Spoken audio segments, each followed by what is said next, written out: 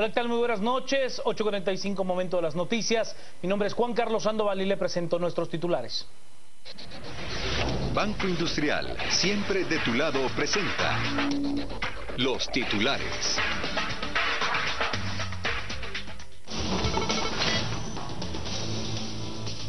Balacera en la carceleta de la Torre de Tribunales deja 3 pandilleros heridos. No se sabe si el atacante llevaba el arma o se la quitó a un guardia penitenciario. Por unanimidad, los magistrados de la Corte de Constitucionalidad rechazan amparo interpuesto por el presidente Otto Pérez Molina, que buscaba frenar antejuicio en su contra. Organismo judicial dice que no tolerará injerencia directa o indirecta nacional o extranjera sobre su obligación de administrar justicia. Se reactiva traslado de José Efraín Ríos Montt al Hospital Mendan Federico Mora luego de que Sala de Femicidio negara recurso de exhibición personal. Organización de Naciones Unidas hace un llamado a las redes sociales Twitter y Facebook para que se unan en la lucha contra el terrorismo. Banco Industrial, siempre los titulares. Comencemos con las noticias. Momentos de gran tensión se vivieron en la Torre de Tribunales. Un pandillero sacó un arma y hirió a 3 pandilleros rivales.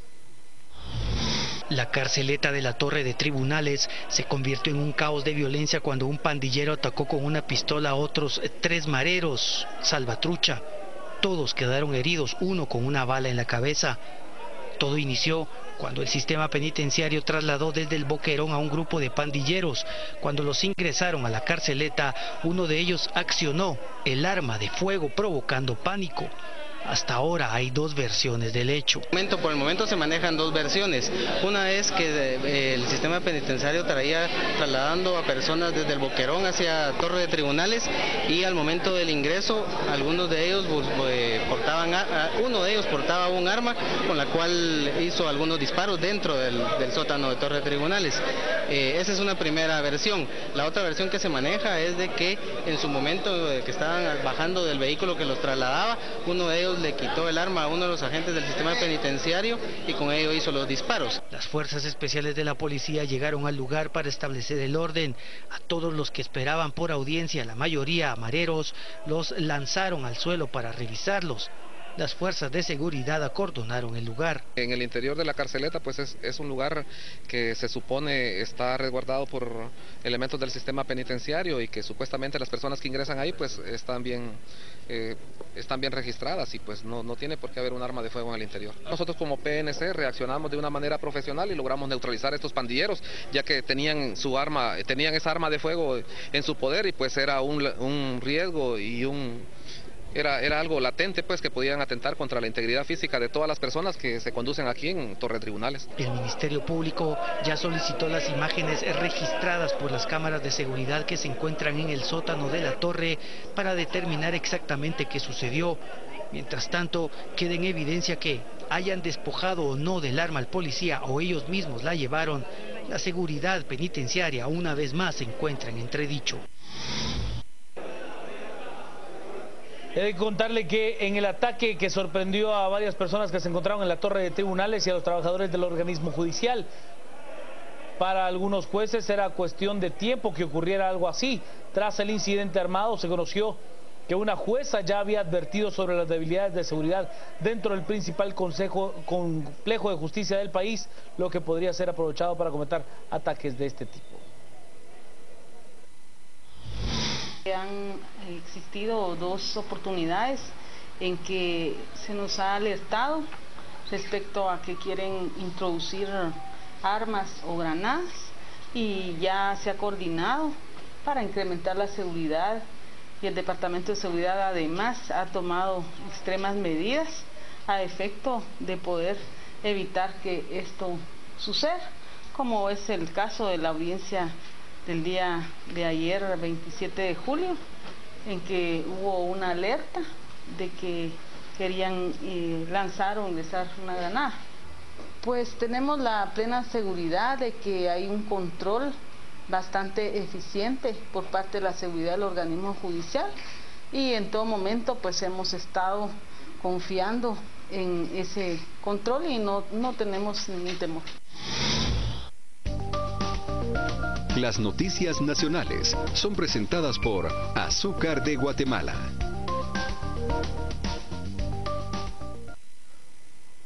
¿Sabe usted? El organismo judicial ha pedido respeto a su independencia a la hora de impartir justicia. El organismo judicial pide respeto a su independencia para aplicar la justicia. Según el OJ, no tolerará injerencias directas o indirectas por parte de otros órganos del Estado o de algún ente internacional sobre su forma de administrar su justicia. Según la Corte Suprema de Justicia, se resuelve apegado a derecho de forma imparcial y objetiva, bajo ningún tipo de presión. Recordar a la población la confianza que deben de tener un organismo judicial al respecto de la función que nos compete, que es administrar justicia dentro del marco de la Constitución, ¿verdad? Y el respeto de las leyes. Eso quiere decir que el respeto al debido proceso es el marco que debe ceñir toda resolución que emita un juzgador o un magistrado que ejerza jurisdicción en el organismo judicial. Este comunicado del OJ se da luego que el jefe de la CICIG, Iván Velázquez, el fin de semana pasado en su cuenta personal aseguró que de poco servirán al país los esfuerzos que CICIG y MP hacen para combatir la corrupción si el OJ no asume su responsabilidad histórica. La fiscal general y jefa del Ministerio Público, Telma Esperanza Aldana, validó el comunicado que publicaron los magistrados de la Corte Suprema de Justicia, donde hacen ver que rechazan cualquier presión que venga de cualquier ente nacional o internacional con el fin de influir en su trabajo. Me parece que la Corte Suprema de Justicia está basada su actuación en la Constitución Política de la República, que precisamente establece la independencia judicial. La independencia judicial es también un derecho de la ciudadanía y en la medida en que esa independencia judicial responda a las leyes del país, es válido el pronunciamiento de la Corte Suprema. Por su parte, analistas del sector justicia coinciden en que el organismo judicial debe demostrar su independencia a través de resoluciones certeras y apegadas a la ley y no con comunicados como el que emitió este día. Prueba de ello será si da trámite o no a los antejuicios presentados por el Ministerio Público contra varios funcionarios y diputados. Desde el momento político en el que se da, definitivamente llama la atención el hecho que hable de que no se va a sentir o no va a estar sometido a presiones. En ese sentido, yo creo que el organismo judicial debe, a través de sus fallos y no a través de comunicados, explicitar precisamente la independencia judicial y la autonomía. En ese sentido, por ejemplo, los casos de antejuicios que están planteados contra candidatos, contra diputados del partido líder, van a ser prueba de si el organismo judicial es independiente o no. Porque con todas las pruebas que ha aportado el Ministerio Público y la CICIG, se esperaría que la Corte Suprema de Justicia le dé trámite a esos antejuicios. Las noticias nacionales fueron presentadas por Azúcar de Guatemala.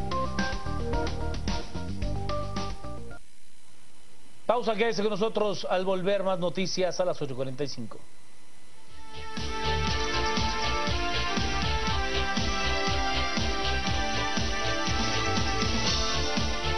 Presentando a las 8:45.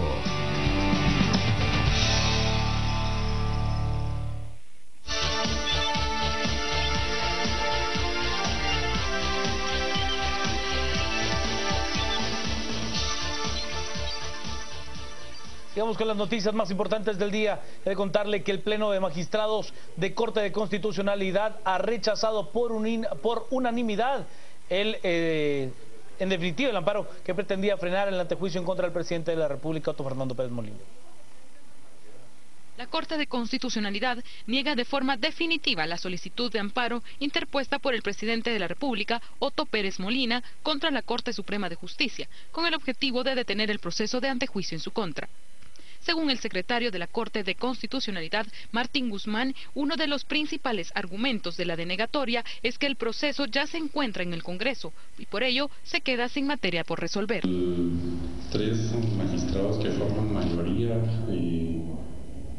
decidieron el asunto al igual que se hizo con el amparo de la abogada Karen Fisher, y el sentido de que al darle secuencia a las actuaciones ya al haber sido recibidas en el Congreso de la República, el asunto prácticamente quedó sin materia sobre la cual resolver y su momento deberá emitir la resolución definitiva en relación con las diligencias de antejuicio promovidas. En este momento el proceso de antejuicio sigue su curso. Según Guzmán, el mandatario aún podría solicitar una aclaración o ampliación del fallo. Sin embargo, no cambiaría la resolución. De cara a los comicios generales de septiembre, se ha dado a conocer que 222 municipios correrían riesgo en Guatemala de violencia electoral. Según la Fundación Internacional de Sistemas Electorales, IFES, más de 70 municipios están catalogados como alto riesgo y casi 150 en riesgo medio, principalmente en noroccidente, costa sur, suroccidente y norte del país. Lograron identificar a raíz de muchas variables una sistematización de datos que permitió identificar 74 municipios en alto riesgo y 148 con un nivel de riesgo medio. Dicho sea de paso, este nivel de riesgo no es una proyección de identificar municipios como conflictivos desde una perspectiva paradigmática, sino que pretende ser una herramienta para toma de decisiones de coordinación interinstitucional y algunas líneas de acción de prevención y reacción. Uno de los temas que podrían crear conflicto luego de las elecciones es que los jefes ediles sean reelectos, sobre todo aquellos que han sido señalados de malversación de fondos y otros delitos. Muchas veces la conflictividad está relacionada a nivel local, en la conflictividad postelectoral, en la elección de alcaldes, cuando las poblaciones están inconformes con la gestión de un alcalde y ese alcalde pudiera ser reelecto, eso genera a veces focos de conflictividad muy específicos en algunos municipios. Usted se reactiva el traslado de José Efraín Ríos Montt a el Hospital Nacional de Salud Mental Federico Mora. Un nuevo revés jurídico sufre la defensa del ex jefe de Estado José Efraín Ríos Montt luego de que la Sala de Apelaciones de Femicidio decidiera rechazar el recurso de exhibición personal que impidió que el fin de semana pasado Ríos fuera trasladado al Hospital Psiquiátrico Federico Mora, por lo que ahora será decisión nuevamente del Tribunal B de mayor riesgo. Deja en resguardo del Tribunal de Sentencia de Mayor Riesgo B al general Ríos Montt, y con esto se anula la resolución que había emitido la misma sala el día 24 que evitaba que el general Ríos Montt fuera trasladado al Hospital Federico Mora. En este sentido, lo que esperaríamos ahora es que el Tribunal de Sentencia resuelva nuevamente el traslado del general, en torno a que obviamente las fechas ya variaron. La orden del tribunal era el traslado para el día sábado 25, estas fechas ya no se están cumpliendo, entonces esperaríamos que a la brevedad posible el tribunal dé las nuevas fechas para el traslado y que se realice el traslado conforme al ordenado por el Tribunal de Sentencia. Sin embargo, los abogados aseguran que aunque la sala decidió no dar lugar al recurso, existen otra serie de elementos que están pendientes de resolver y que pueden retrasar aún más la decisión del tribunal. Pues figúrese que el día de hoy presentamos unas reposiciones y unas apelaciones, ¿verdad?, en el Tribunal de Mayor Riesgo B. Esto en espera de que resuelva el tribunal. Pero digamos, el traslado no puede ser el día de hoy porque, primero, que no están notificadas todas las partes. Y en segundo lugar, obviamente, así lo dice la resolución. Y en tercer lugar, que el tribunal mismo había dicho a las 9 de la mañana, pues obviamente a las 9 de la mañana, obviamente por eso es que nosotros ya nos retiramos, hoy ya no es posible el traslado, ¿verdad? ¿Cuál es el estado actual del general? Siempre sigue su estado enfermo. De todo continuar como hasta ahora, se espera que el general en situación de retiro sea trasladado al Federico Mora este miércoles para ser sometido a nuevos exámenes que determinen su verdadera situación psiquiátrica. Voy a contarle que el aspirante a la presidencia por parte del Partido Libertad Democrática Renovada, líder, pues tuvo hoy una entrevista con Fernando del Rincón de la cadena norteamericana CNN. Allí expuso sus principales argumentos y por supuesto también habló fuerte en contra del comisionado internacional contra la impunidad en Guatemala, Iván Velázquez. Ese ha sido el punto más importante que ha tratado. Recordemos que él se ha presentado ante la Organización de Estados Americanos asegurando que se le está acosando de cara al proceso electoral del próximo 6 de septiembre. Esa ha sido la gira que ha realizado Manuel Valdizón en la capital norteamericana, en Washington, precisamente donde hoy pues ha tenido esa entrevista, ya le decía, con Fernando del Rincón de la cadena estadounidense CNN. CICIG como tal, sino Iván Velázquez frente a la CICIG, a quien usted señala como quien ha tomado partido para favorecer al gobierno y para poder neutralizar a la fuerza política que estaría haciéndole frente al Partido Patriota? Bueno, indudablemente no lo dice Manuel Valdizón, lo dicen los medios, lo dice todas las organizaciones, inclusive lo dice el partido. Hay una incidencia clara, ha golpeado a 7 o 8 dirigentes del partido, mientras que al otro partido de oposición se olvidó la renuncia de la vicepresidenta, se olvidó la extinción de dominios que tanto usted tocó en los temas importantes, se olvidó la renuncia del presidente Otto Pérez, se olvidó todos los millones de quetzales que le robaron a los guatemaltecos.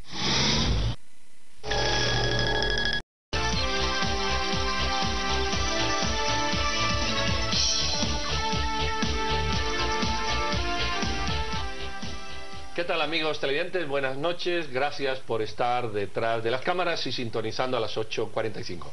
Vamos a tocar dos temas que hemos seleccionado como todos los martes, como todos los días realmente para ustedes.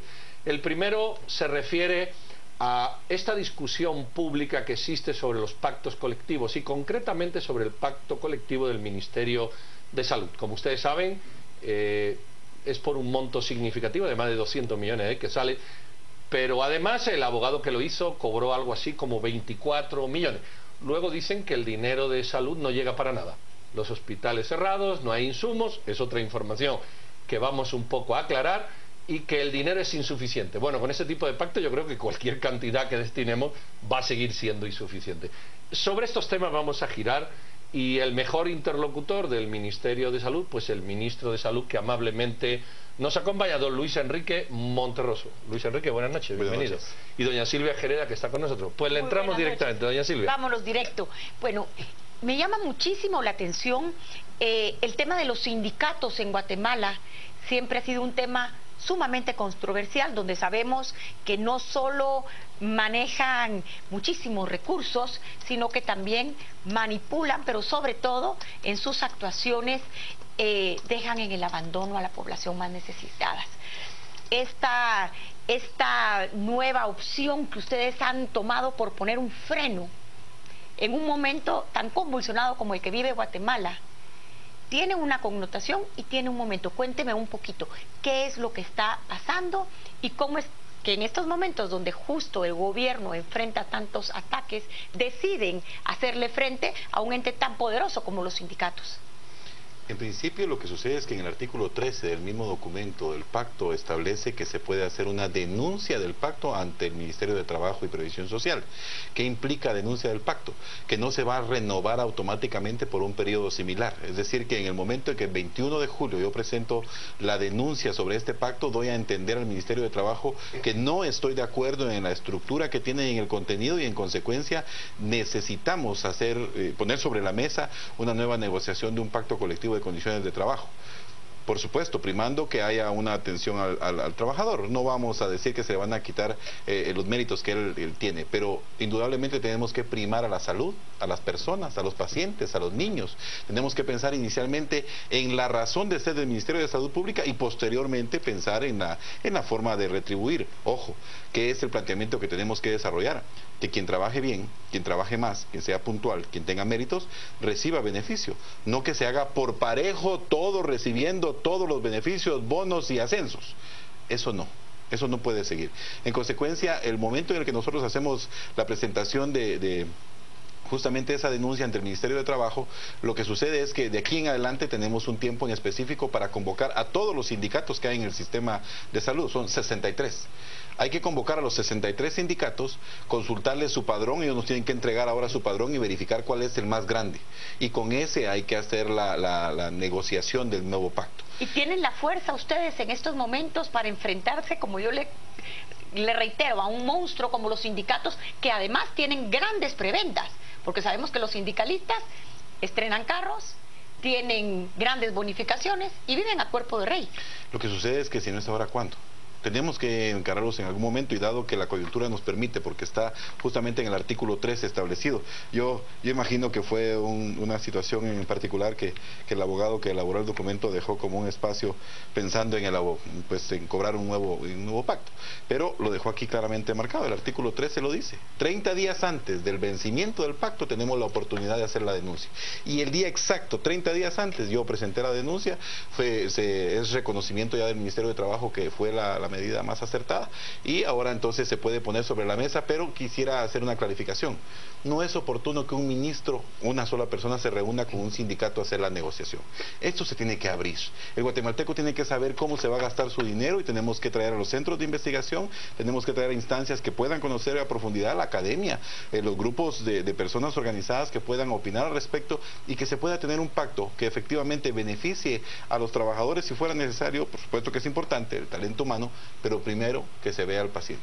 Ministro, de los temas sindicales hay quien opina. Bueno, el sindicato, digamos que regula un poco toda la masa de trabajadores ante una respuesta inapropiada del Estado y entonces se establecen unas negociaciones para mejorar las condiciones de los trabajadores. Eso es lo idílico, pero hasta donde hoy decían algunos medios, usted o el ministerio, no necesariamente el ministro, expulsó a trabajadores por robar, por temas de sexualidad, de acoso, por muchas razones, y el sindicato le obliga, que decían esta mañana, no sé si eso es cierto. ¿Qué hay al margen de la negociación? Es decir, dinero que no se sabe, presiones que no se saben, imposiciones de trabajadores que han sido expulsados, que quieren que esas cosas turbias que ennegrecen el pacto. Justamente es parte de un proceso en el que se solicita, concretamente yo solicito al Ministerio Público que se haga una investigación a fondo porque yo no puedo seguir operando en un sistema en el que tengo que tener todo el tiempo la presión de que si no acepto, hay un paro carretera. O sea, hay un chantaje. Si no acepto, entonces frenan una consulta externa.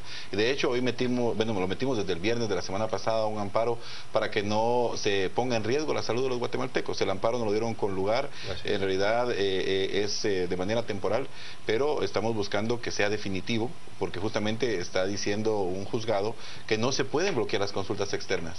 Eso es vital en Guatemala. No se pueden bloquear las emergencias. Eso es vital en Guatemala. ¿Qué estamos buscando? Que nos demos cuenta al final del tiempo de que el sistema de salud se debe al usuario, se debe al paciente, se debe a la señora embarazada y no es una agencia de empleos. Ahora, yo quisiera que usted le cuente al televidente cuáles son las grandes anomalías desde los excesos del sindicato, los chantajes. ¿Qué fue lo que usted encontró ahí? Bueno, en principio el documento completo debe exponerse ahora a una evaluación, completo. Porque nosotros podríamos argumentar que en el artículo 20 se habla de licencias con goce de sueldo de manera indefinida para todos aquellos que tengan un cargo directivo en el sindicato. Eso se debe de eliminar completamente. La implicación que esto traería es que si otros sindicatos, en este momento es un privilegio para uno, si otros sindicatos de los 63, los más activos que nosotros tenemos registrados son 24, si esos 24 sindicatos quisieran optar a la igualdad ante la ley, porque tendrían derecho por la Constitución a pedirlo, eso implicaría que la cantidad de personas que no se dedicaran al trabajo en el ministerio, sino que únicamente a la función sindical, podrían ser más de 10.000, 12.000 personas. Imaginen un ministerio que tiene 49.000 personas trabajando, pues que tenga esa carga tan fuerte, representaría algo tan oneroso que el sistema quebraría automáticamente.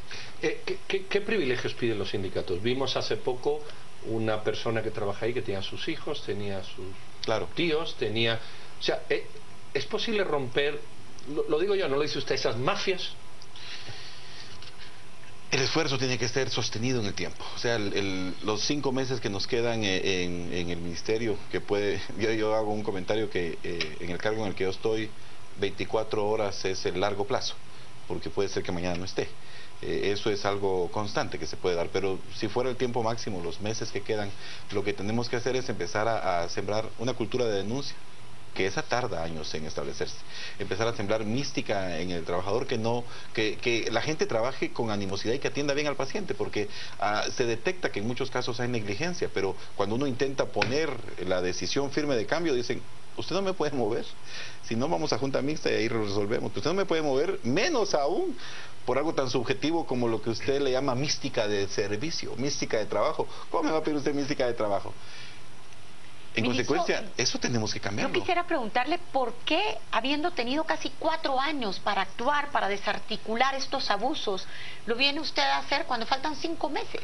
Es el momento de actuar, siempre va a ser el momento de actuar, porque si pensamos que sea al inicio del próximo gobierno, yo no sé qué situación pudiera darse, pero lo importante es de que estamos haciendo cosas, que hoy por la tarde me reuní con el señor presidente, que él me da el respaldo total al esfuerzo que estamos desarrollando y que podemos seguir diciendo que el proceso que se inició no se va a detener, sino vamos a enmarcarnos en la ley. Si la ley dice que se debe pagar un viático en específico, ese es el viático que vamos a pagar, porque es el que se le da a todos los funcionarios del Estado. No vamos a pararnos en el viático que está aquí descrito, sino es porque la Contraloría General de Cuentas lo determine, porque en este momento la Contraloría mete un hallazgo por el pago de viáticos y dice la tabla que se debía de establecer es la usual para todo el funcionariado. Y mete un hallazgo, pero además lo mete ante el Ministerio Público también. La Contraloría General de Cuentas hace eso. Pone 2 procesos, uno por el tema de viáticos y el siguiente por el tema del cobro del abogado. Dentro de la nueva propuesta que tenemos para trabajar el nuevo pacto es que no cobre ningún abogado por esto. Yo estoy seguro que habrían bufetes que estarían dispuestos a ¿Cuánto aportar. estaban cobrando los abogados? El arancel dice acá que es el 10% de todos los beneficios que se obtengan en el pacto. Dice ¿De aquí cuánto que, estamos hablando aproximadamente? Inicialmente de 24 millones de quetzales, pero puede ser más. Puede ser más porque si en algún momento lo establece aquí, existiera incremento a la nómina anual, porque aquí dice sobre la base del monto del incremento a la nómina anual. Eso implica que si en este caso se logra establecer que la nómina fue superior al monto ya cobrado, pues pudiera haber alguna relación de distancia. Ministro, cambiemos de tema. Los sindicatos argumentan que no hay abastecimiento, que los hospitales están mal, que es un desastre la salud, y con ese argumento de alguna manera justifican el paro. ¿Ellos o no? ¿Cómo están los hospitales de Guatemala realmente en cuestión de suministro, atención, asistencia, etcétera? Justamente lo que estamos buscando es que exista un recurso para pagar a proveedores. Con facturas pendientes de pago del año anterior, el ministerio inicia, de hecho este gobierno inicia con 445 millones de facturas sin haber sido canceladas a proveedores. Esos 445 millones implican en el año 2012 una carga importante para que se pueda operar, y eso se va convirtiendo en el fondo que después de los años va quedando como un remanente de pendientes. Eso ya hace que una situación de abastecimiento pues sea bastante complicada, bastante difícil de estabilizar, más aún con que la visión administrativa de algunos directores de hospital, por ejemplo, en la administración anterior, y debo hacer el reconocimiento, hay hospitales que han quedado con hasta 133 millones de quetzales de deuda de un año para otro, de facturas no pagadas con proveedores, y cuando uno va a hacer la verificación de en qué se los iban a gastar o en qué se lo gastaron, son recursos que se invirtieron en áreas que no eran prioridad, en insumos que eran extremadamente caros y que dejaban desbalanceados los insumos que sí eran vitales en los trazadores, como se le llama en los hospitales. Pero la visión gerencial que se debe de imprimir al sistema de salud es fundamental. Es fundamental que hayan más gerentes, más administradores en los hospitales. De hecho, cuando China Taiwán me dice, te podemos dar becas, ¿en qué crees que te ayudemos? Administración de hospitales. Que los médicos tengan conocimiento en administración de hospitales, porque esto es fundamental.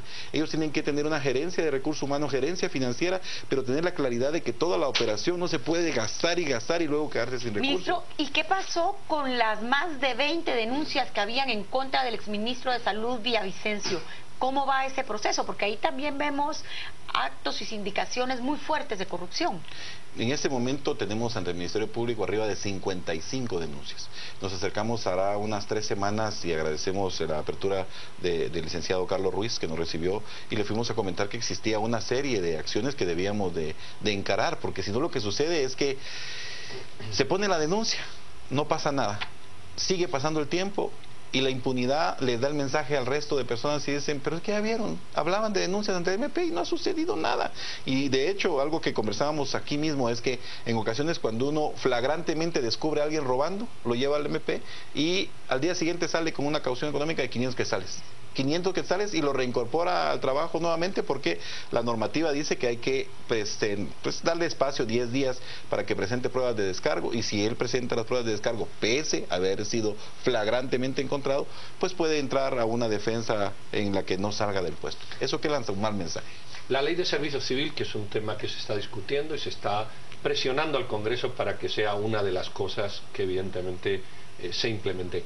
¿Solucionaría una ley de servicio civil los problemas de contrataciones anómalas, de contrataciones amigas, de dificultad del propio ministro de prescindir, no ya de quien quiera, sino de estos que son malvados y que cometen delitos? ¿Solucionaría eso el tema o tenemos que destruir el sistema y hacer un sistema nuevo? En principio, lo que quisiéramos es que se dé un espacio, una política de recursos humanos en donde se le dé un premio y un castigo a quien hace bien o hace malas cosas. Pero ahora que usted toca el Congreso, es importante mencionar que mandamos ya una propuesta para que se incluya en la ley de compras y contrataciones del Estado por medicamentos. Detectamos que los mecanismos se estaban actualizando menos en medicamentos y el Ministerio de Salud Pública lanza una propuesta de subasta inversa electrónica. Este aspecto es una experiencia que Brasil y Chile ya están operando y el sistema de Naciones Unidas viene trabajando con nosotros por 6 meses. Ahora, en este momento ya lanzamos la propuesta al Congreso de la República, la honorable diputada Ninette Montenegro la aceptó y estamos buscando el mecanismo de que se abaraten los medicamentos, de que se pueda tener 6 oferentes internacionales que permitan que Guatemala pueda tener una compra de medicamentos mucho más barata. ¿Esto implicaría dejar de comprar los medicamentos que por más de 20 años han adquirido con J.I. Cohen y ahora a través de Gustavo Alejos? Lo que implicaría es que tendríamos una oferta diversa, por lo menos 6. La teoría dice que si son menos de 6, generalmente tienden a protegerse entre ellos mismos. Deben de ser más de 6 proveedores por la experiencia internacional que ya no permitan que se relacione personas, sino que sea el sistema digital, el software que se cargaría en el sistema de salud, el que estaría permitiendo el contacto con los proveedores que empezarían a hacer una subasta inversa. Es un mecanismo que podemos, que de hecho ya compartimos al Congreso, el articulado ya lo tienen y pues que implica también cambios internos, porque si bien es cierto, hay que hablar del recurso humano motivado, también hay que hablar de los escasos recursos financieros que deben de aprovecharse al máximo. Ahora, señor ministro, ¿esto es realmente posible? Porque hemos visto, por ejemplo, en el caso de Gustavo Alejos, y lo dijo el comisionado de la CICIG, aquí lo que se están dando es favores políticos, favores de campaña que se le dieron en su momento a Portillo, luego a Colom, luego a Otto Pérez Molina y a Roxana Valdetti, son favores de campañas. Es posible romper con ese clientelismo y todo este círculo político que hace que los medicamentos estén sobrevalorados hasta en un 3000%. Es posible, como la compra que hicimos con Comisca.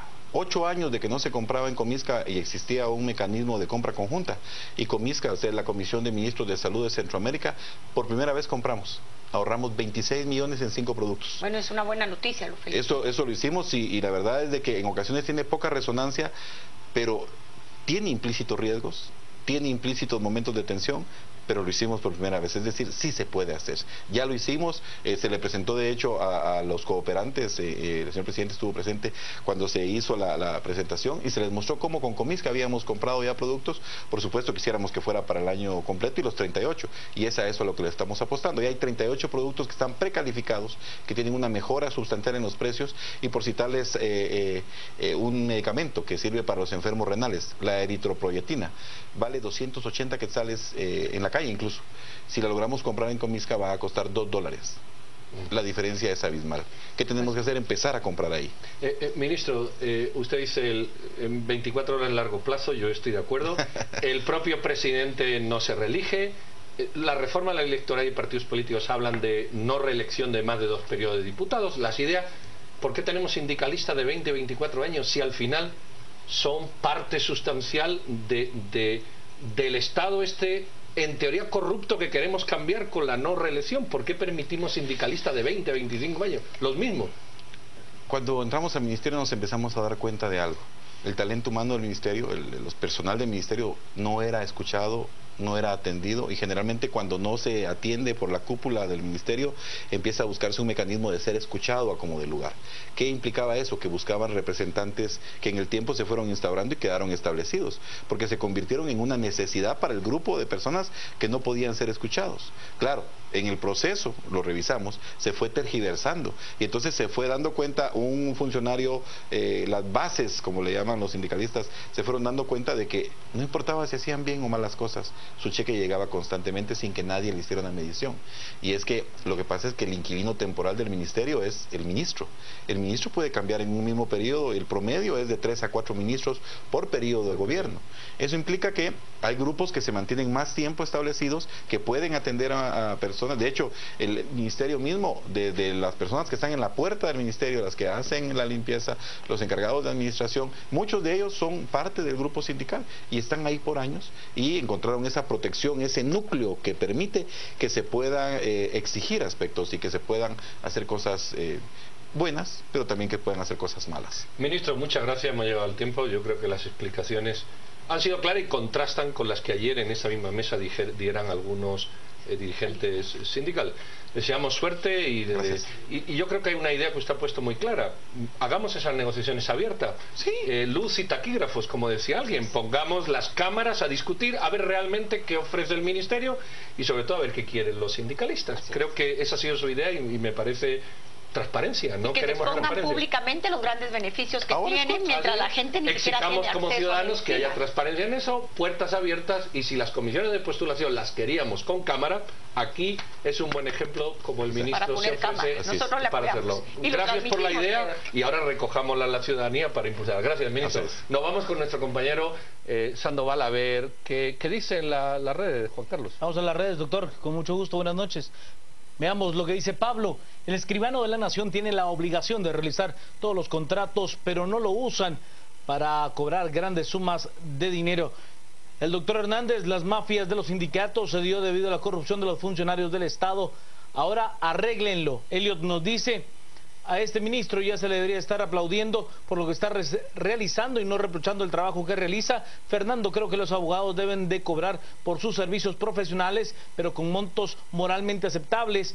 Inclusive están pidiendo desde el 20 al 30% para pagar facturas del año pasado. Es un descaro. Y Claudia, a mí que el ministro de Salud me parece que se manifiesta con solvencia y claridad, es lo que plantea Claudia Castro Ruiz. Son los mensajes que tenemos en las redes sociales. Quédese con nosotros al regresar una segunda entrevista acá a las 8:45.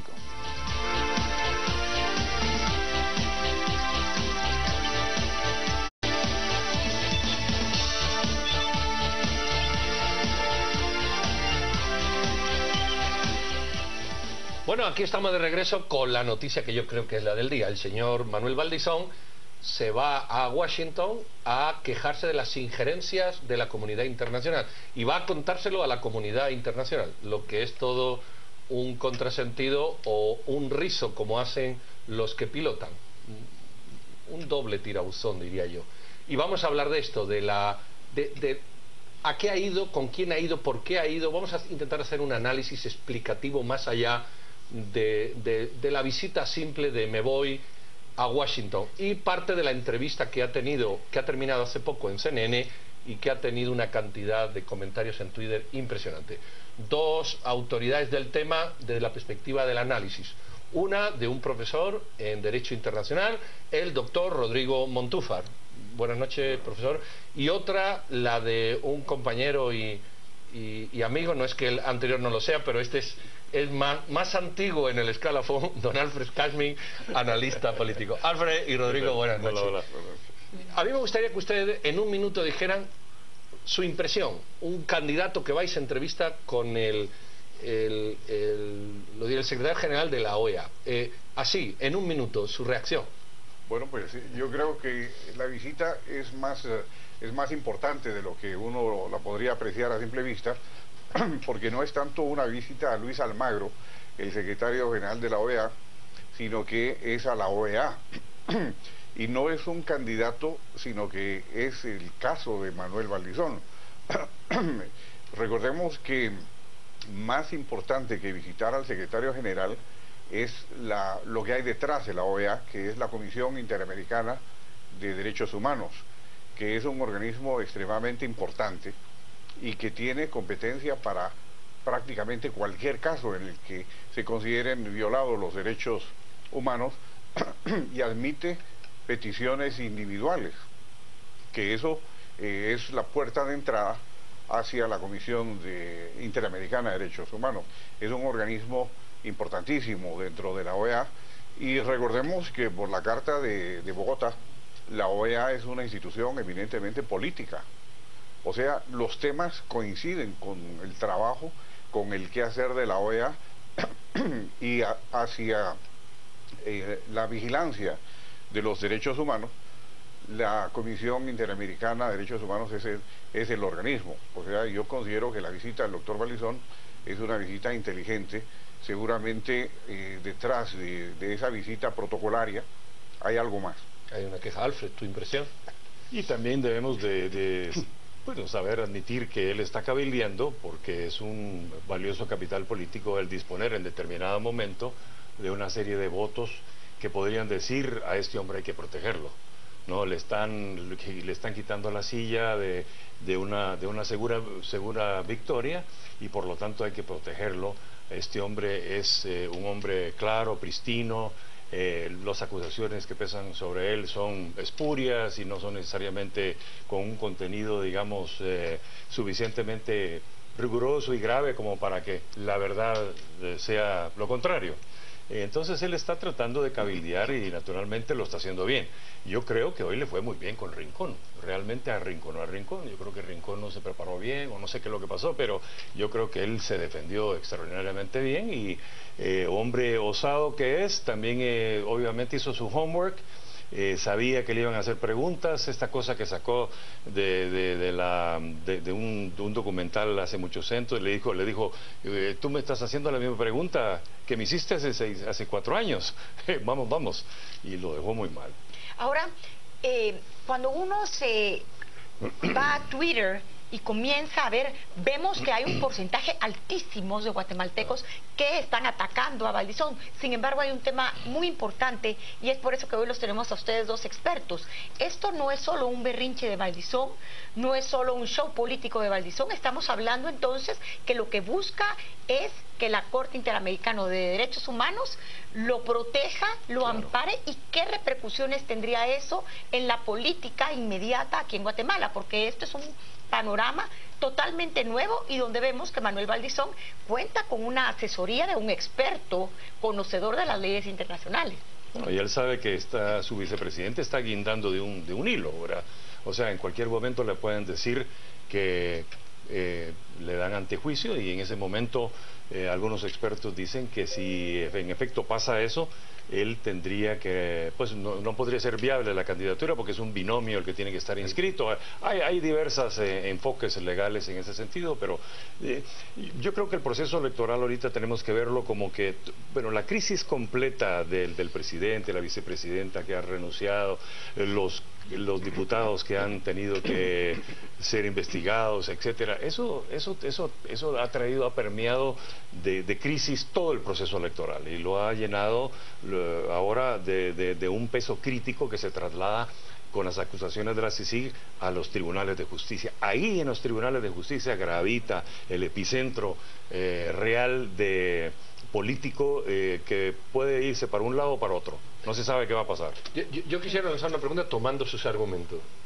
Digamos que es una medida inteligente, estratégica ir a la OEA, pero las acusaciones no vienen de tribunales, vienen de tribunales nacionales, evidentemente del Ministerio Público, pero está la CICIG es Naciones Unidas, a fin de cuentas. ¿Se puede crear ahí una lucha entre organismo internacional y regional? Por esto va a haber una supeditación. ¿Podrá extrañar la OEA, como ya hizo Chávez, e irse a CELAC u otras organizaciones? Sí, y recordemos que en la Carta de Bogotá, nuevamente, que es la creación de la OEA, establece que es el organismo regional de la ONU. O sea, tiene una competencia de jurisdicción de región más específica que la ONU.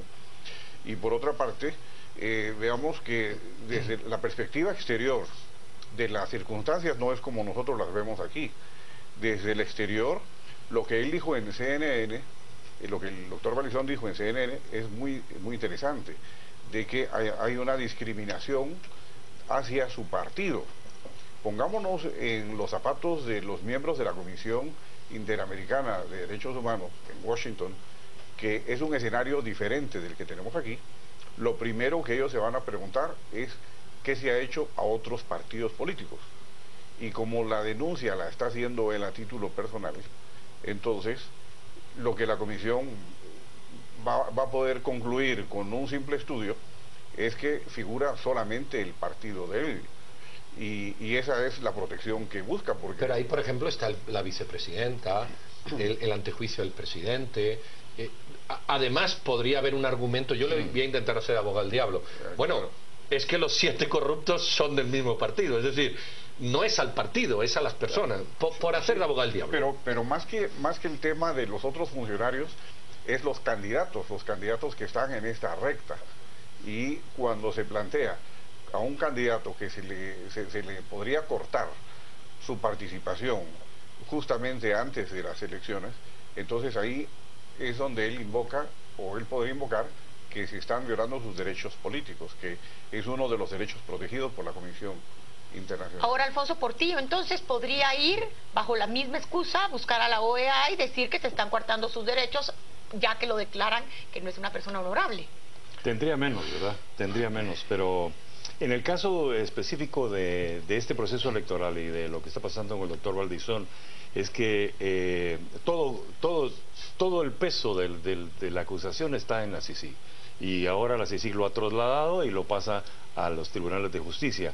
¿Qué es lo que pase ahí? Es lo que va a determinar si él va a tener los elementos suficientes para agenciarse de respaldo a nivel internacional, o si no va a poder abrir la boca porque es evidente que la cosa está mal. Licenciado Montúfar, usted es un experto en relaciones internacionales. Yo le quiero preguntar, la sindicación que hace CICIG en contra del candidato de vicepresidente de Manuel Valdizón, el licenciado Barquín, es muy seria. Es lavado de dinero y hemos escuchado a Chico Dólar diciendo que es para la compra de precursores químicos. O sea, tenemos 2 componentes, lavado de dinero más narcotráfico. En Estados Unidos, una OEA, a la hora de dar una protección, un amparo a un candidato, no toma en cuenta las indicaciones de narcotráfico y de lavado de dinero.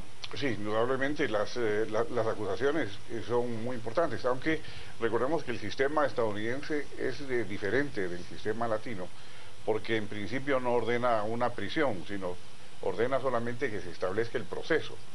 Entonces el individuo puede seguir ejerciendo sus derechos mientras el proceso se sustancia, y es hasta que se dicta una sentencia en que, si la sentencia implica prisión, pues se va a prisión. Pero es un sistema jurídico diferente del nuestro, y por eso en Estados Unidos, con todo y lo gravísimo que serían los cargos, y se ha dado en elecciones en Estados Unidos, de candidatos acusados de delitos graves, siguen su carrera hasta que el juicio termina. Incluso podrían ganar, podrían ser senadores o miembros del Congreso, y hasta que el proceso termina, entonces se les suspendería en sus derechos. Vamos a imaginar que todo lo que ustedes han dicho está sustentado en un raciocinio jurídico sensato y adecuado. Pero esa es la parte jurídica, vamos a decir. Ahora la parte política, la ciudadanía. ¿Cómo han percibido ustedes que el ciudadano ha visto esto? Que un candidato que dice hay una injerencia de CICIG se va a un organismo internacional a denunciar la injerencia internacional, lo que pareciera un contrasentido. O sea, lo internacional se usa si yo creo que... ¿Ustedes creen que esto tiene un traslado, un efecto negativo, positivo? ¿No tiene efecto en la población? ¿Desbalancea las encuestas que había? ¿Cuál es su percepción? Esto ya es de percepción y no de marcos concretos. Hay 2 Guatemalas, la Guatemala pensante, urbana, y la Guatemala rural, no educada. La Guatemala populista, la Guatemala que se abre para que le regalen bolsitas y cositas y espejitos y cosas, y que no analiza los discursos, que los planteamientos que recibe, los recibe de tarimazo, ¿no? Yo creo que hoy, precisamente en lo que esa reacción que tú estabas comentando, que era abrumadora en las redes sociales, cuando él habló en CNN, hablan de esa clase pensante urbana que sabe lo que está pasando, que puede interpretar. Pero que vota en las urbes. Por supuesto, claro, vota. Ese no es el voto del doctor Valdizón, ese no es. El voto del doctor Valdizón es el voto del tarimazo, el voto de... Y él mismo lo ha dicho, ¿no? Él mismo lo ha dicho. Él incluso para seleccionar sus medios de comunicación y hacer su publicidad, Él escoge los lugares que tiene que escoger para llegar a esos grupos objetivos. De manera que él sabe perfectamente quién es. Ahí no ha llegado nada. Hoy no se enteraron de Rincón, ni supieron nada de lo que pasó con CICIG, ni nada. La mayor parte de esa gente no está enterada. Llega, eso sí, claro, llegan las acusaciones, etcétera, de una manera, pero muy superficial. Yo también creo que la labor que ha hecho la CICIG y el Ministerio Público indudablemente son acciones inéditas y que a la población le interesan, la población admira esa tarea de depuración de la corrupción. Yo creo que hay unanimidad en la población, pero desde el punto de vista internacional también es una ventana de la comunidad internacional hacia Guatemala. Sí se necesita, desde luego se necesita la ayuda de la comunidad internacional. Yo no lo considero eso una injerencia, sino considero una ayuda de la comunidad internacional en un momento dado en que se necesita un movimiento muy fuerte. Recordemos que parte de los actores en el crimen son organizaciones más fuertes que la misma policía, posiblemente tienen más dinero que el Estado, y por lo tanto dejar esa lucha interna sería condenar al fracaso al país, y sí ahora, necesitamos esa ayuda. Hagamos un análisis, por ejemplo, de la OEA. Sabemos que en Venezuela la OEA ha tenido un papel nefasto, particularmente en apoyo a Chávez. Y maneja un montón de donde está el petróleo, ellos manejan muchos votos. Entonces, ¿qué podemos esperar de la OEA de cara al rol que ha tenido en los últimos años, particularmente en Latinoamérica? Es que no sería, en esta jugada no sería la OEA, con todo y el desprestigio que tiene, sino que de la Comisión Interamericana de Derechos Humanos se pasa a la Corte Interamericana de Derechos Humanos, que es vinculante, y han habido resoluciones y sentencias que han obligado al Estado de Guatemala. O sea, la OEA como institución y todo es una cosa que se queda en lo político y muy criticada, posiblemente que no ha actuado correctamente. Pero la Comisión Interamericana de Derechos Humanos y especialmente la Corte son organismos muy fuertes y que son vinculantes para el sistema jurídico guatemalteco. Y donde hablábamos en un inicio que inclusive hay un guatemalteco en las altas esferas. Hay un guatemalteco experto en derechos humanos en la Comisión, que son partes muy importantes de la Comisión de Derechos Humanos. Hay un guatemalteco, me parece que se llama Cristian González Chacón, que es egresado de la Universidad de Landívar, según lo pueden ustedes ver en la página de la Comisión. Tiene una posición importante en la Comisión. ¿Cuál crees tú que va a ser, Alfred, el papel de la justicia? Tú decías, aquí hay que centrarse en los tribunales. Yo creo que lleva razón. Las acusaciones están hechas, bien que mal, mal que bien. Los tribunales tienen que resolver si son culpables o son inocentes. Pero queda antes un tema que es el antejuicio. Si no hay un antejuicio, no se puede investigar el tema. Ahí está el papel de la Corte Suprema de Justicia, sí, que ha tenido dos lecturas. Fue electa por PP y líder, pero también ha sido contundente en algunas decisiones que la desbancan de ese direccionismo electoral. Sí, y que sabe también que, bueno, el costo político para los magistrados ahorita, el no tener, cualquier cosa que salga de ahí tiene que salir unánime, porque si no sale un voto unánime de algo, no van a sentirse acuerpados entre sí. Lo que ellos van a buscar es, obviamente, esa unanimidad. Si sale algo, ya sea a favor o en contra, va a salir unánime.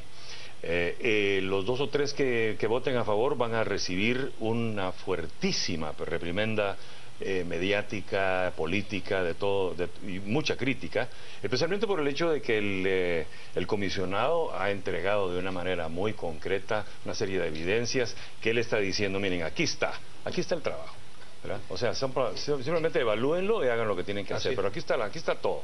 Y ahora, si ellos no lo hacen, bueno, sí van a haber repercusiones políticas. Hay una pregunta aquí antes de que Silvia haga la última. Ustedes están, no digo a favor o en contra de la CICIG porque eso no es la postura, sino ustedes reconocen que la labor que está haciendo el comisionado es correcta o al menos guarda unos parámetros de calidad suficiente, no ya en contra o a favor, sino lo que está haciendo la persona, en breve, porque no nos queda nada. Yo definitivamente considero admirable la labor del comisionado Iván Velázquez y de la comisión. Creo que el país tiene que estar agradecido con la comisión. Habrán cosas que no le gusten y con todo respeto contra los órganos que han considerado una injerencia, yo creo que no es una injerencia, creo que es una cooperación importante de la comunidad internacional, de las misiones diplomáticas que apoyan. Se tiene que agradecer ese esfuerzo porque las instituciones en Guatemala son débiles, lo hemos visto hace un momento con el Ministerio de Salud, y por el estilo estarán todos los ministerios, y las instituciones públicas son débiles y necesitan mucho apoyo. Apenas lo último para que tú digas tu opinión. Yo solo quisiera que hagamos un análisis de las últimas palabras de Valdizón en la entrevista. Si él llega a ser presidente, la CICIG continúa, pero sin Iván Velázquez. ¿Qué nos espera? Bueno, obviamente... Y puedes contestar la anterior, que alguien la pregunta también. Bueno, es una pregunta que tiene un peso grande de rechazo hacia él, porque evidentemente él es un enemigo, para él es un opositor.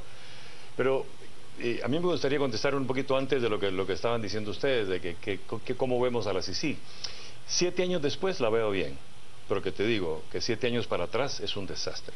Absolutamente desastre, un desperdicio. Esto lo debimos de haber comenzado hace 7 años.